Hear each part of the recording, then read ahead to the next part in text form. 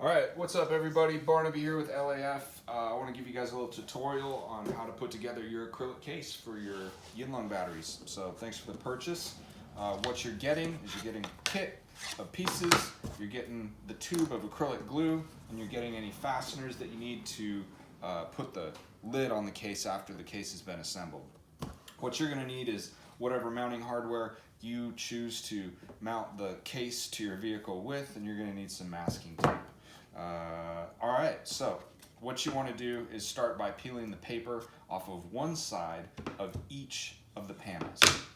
So once you've got all that done, you can assemble the case roughly like this and use your masking tape to come around and hold the case together temporarily.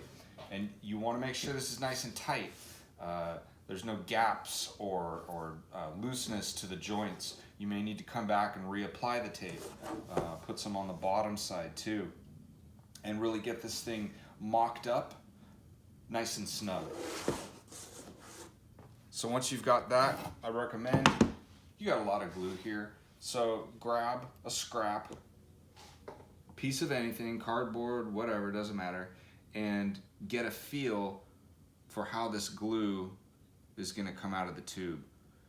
You're going to want about an 1/8 inch bead that you're going to run like caulking on the inside of this case, and you want to get a feel for that because you don't want to glob a bunch of it out. You don't want to drip it where you don't want it, because if you drip it inside the case, it's going to mark that case. So you do want to get a feel for that. Be careful with it. And what you're going to do is you're going to set your case up on whichever joint you want to glue first, and you're going to come inside and you're going to run a bead of glue on that bottom joint and let gravity pull the glue down into the joint.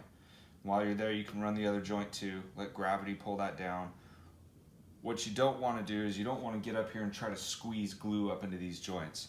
You want to do these bottom joints first, let those cure up for about 5 minutes, and then what you can do is you can rotate your case and you can run a bead like caulking down these other joints. And let those set up for about 5 minutes, and then you take your case and do the final joints along the bottom. And you need to let that set for a minimum of an hour. I recommend letting it set up overnight, get a really good bond. It's going to permanently bond that acrylic. And what you've got now is you've got your case, and you can set the case in your vehicle and mount it down 3/8 holes in the bottom of the case, and you can mount that, wherever you want. And what you're going to notice, if you try to put this case on before putting the battery into the vehicle, you're going to notice that there's a little bit of slack in the case. The battery has about a 1/16 inch movement inside the case, and that is important for a couple reasons. One, if the case is too tight, when you slide the battery in, the edges of the acrylic are going to shear the side of the heat shrink on the cells, and that's bad. It's going to open up the cell, create a point of potential contact at some point where the cell can short out.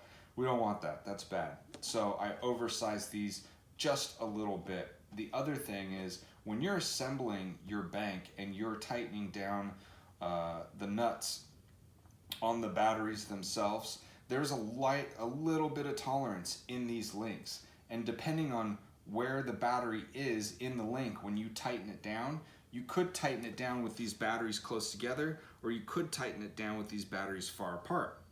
Now, it's not very much. It's maybe less than 1/100 of an inch, but when you multiply that out over the batteries, the whole bank could end up a little longer or a little shorter, or it could end up a little wider or a little narrower.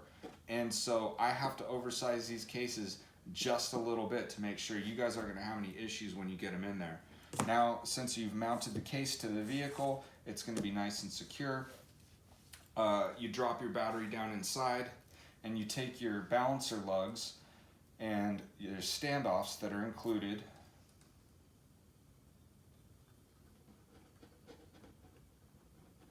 And you tighten these down. Now with the older, larger QNBBN balancers, they're going to mount to the outside of the case, and that's just the way it is. There's no room inside these cases for those large balancers. I will be selling smaller balancers here pretty soon. Maybe I'm selling them already, depends on when you watch this video.